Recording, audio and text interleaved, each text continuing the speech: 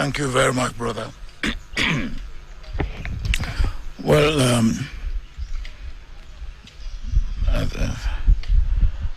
I am very gender sensitive. So when they say gentlemen of the press, I say ladies and gentlemen of the press. Because here is my sister. It's not a gentleman, it's a lady. And so I think the beginning is to look at our situation in Africa, or in fact, start on the broadest plane. Look at the situation in the world today. The other day, somebody told me that there are 67 wars that are being fought in the world today. 67 wars. There's so much uncertainty. There's so much insecurity. There's so much instability. There's so much unpredictability in the world. And when you bring it nearer home, Africa, in all these, Africa is victimized because we get the wrong end of the stick all the time. So what can we do? I believe that one instrument that we have in Africa that we can use to our advantage at the community level, at the local level, at the national level, at the continental level, is our continental organization, the AU. And the AU, if it will serve the purpose that is meant to serve, it requires the right person at the right time. And this is a time that we in Africa, and working with the rest of the world, we need to get AU to be what it should be. They are doing what they can do, because AU got me and two, a sister and a brother, to look at the situation of Tigray and the federal government of Ethiopia. But there's a lot more that is wrong with Africa today. My own part of the continent, West Africa, is riddled with government that had not come through constitutional means, is riddled with insecurity, is riddled with poverty, unemployment, and you can say similar thing even for this part of Africa.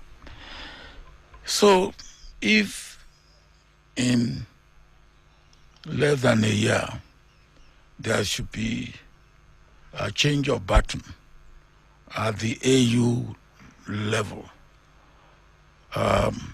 maybe some of us should take it upon ourselves to assist our incumbent leaders to make sure that we look and search and advise. And so part of my visit was really three. One, Brother Raila is a friend, of many, many years. What year did we go to Kisumu? Kisumu for the final funeral of Jaramogi. 1995. 1995. 1995. And when I came back and went back to Nigeria, I was charged with treason. Treason not only because they say I wanted to topple the government of Nigeria, but also because I came here because I want to topple the government of Kenya, because I went for the funeral rite of the leader of opposition. Now, that's as far back as we have been friends, and now have been friends of the family, and particularly of Raila. So, consulting, searching, what can we do? And consulting. Second thing is that not too long ago, I was here with the President of the Republic, President Ruto, and Raila. And we went to Mombasa. Yes. We went to Mombasa, and the outcome of that exercise was 5 each from the two parties to form a committee. And I understand that committee have done impressive work. Of course, in my part of the world, we believe that when you put yam in fire, you must be able to turn it over so that it's not overburnt, overdone. So I want to see what progress we are making in that line. I will be seeing the president, with whom, of course, I'm also regularly in contact. And the third is what I said earlier on. Now, can we be looking? We need a person, man or woman, who has experience, who understand the situation we are in, who comes from a background that can make a difference. And of course, that consultation means now the people that I, from my own understanding of the situation and what I know of Africa, haven't been involved with Africa for more than 5 decades. What sort of people? Some time ago, I was one of those who midwifed, because we believe that people who have held the position of head of government, either at the prime minister level or at the presidential level, will be able to knock at the door of incumbent prime ministers and presidents without much ado. And such people will probably be the right person, armed with other attributes at this particular time.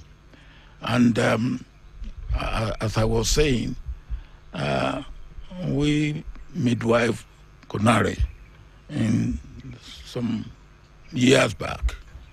And maybe at this time we should be looking at that sort of.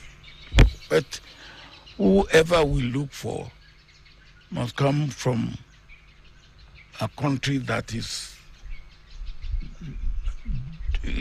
not of extreme in any sense. And where there are no much antagonism against such country. Then when you look at those who have held that position before, I believe strictly it should be the turn of East Africa. Not too long ago, we had Southern Africa. The one now whose time will be ending is Central Africa. Before that, as I said, we had Conare from West Africa. I believe it should be the turn of Eastern Africa or East Africa. And can we find such a person? I believe, yes, we can. But such a person should not be the candidate of his country. He should be the candidate of the region. And if the region can come together and put such a candidate forward, I believe that should be the way we should go. And that's the main point of my visit before I go to attend the AU meeting for the 17th and the 18th.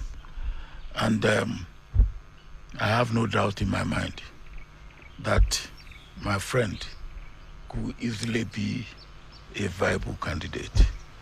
But that, of course, is subject to the views, feelings, and, of course, the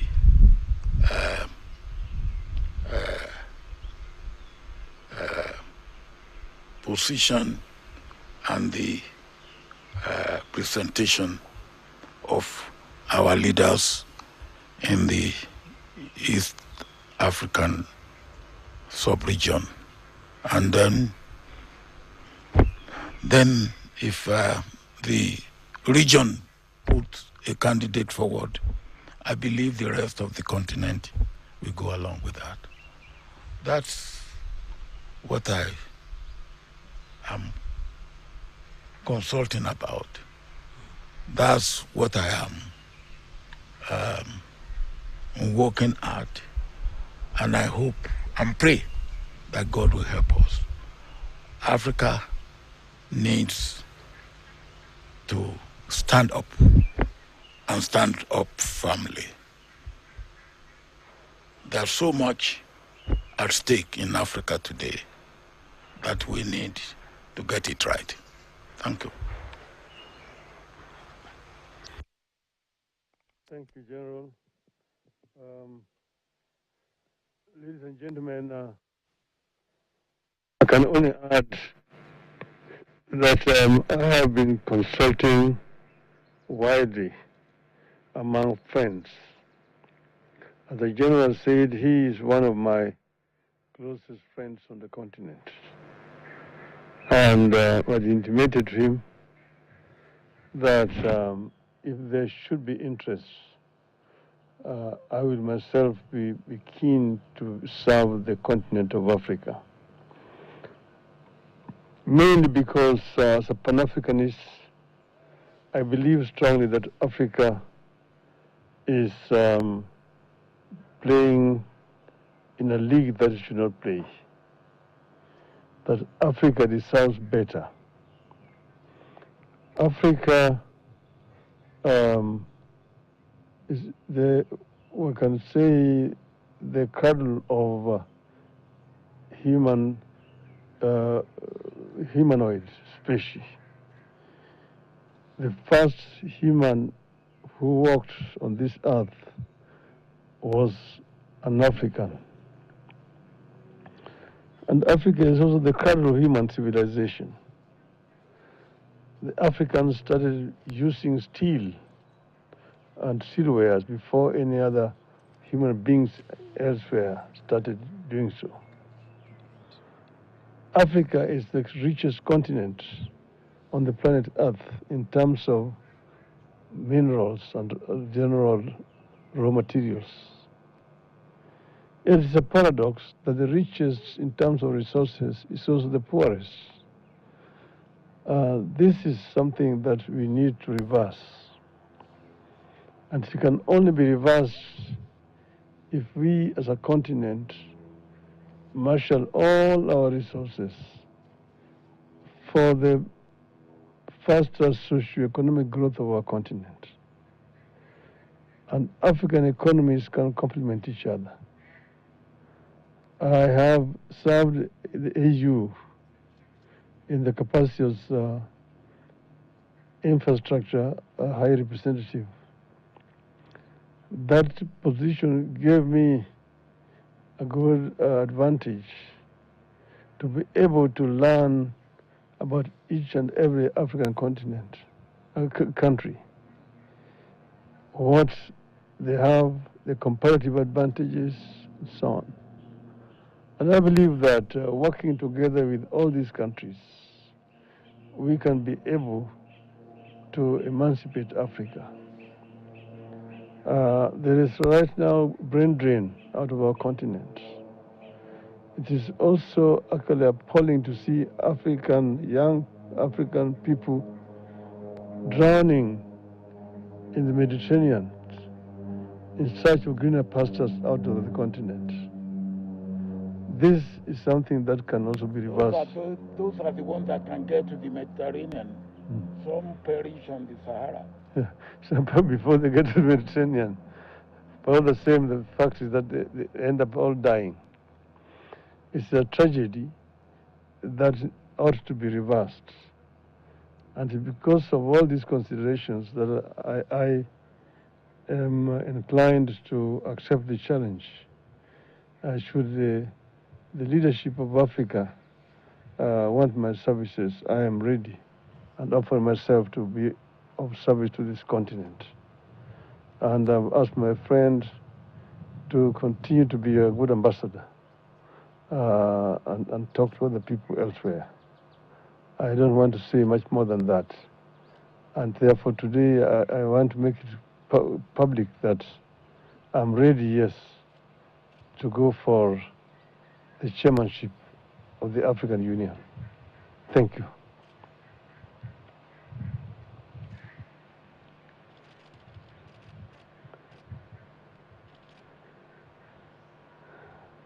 Ciao, ciao. Yeah. You can come now, because this way.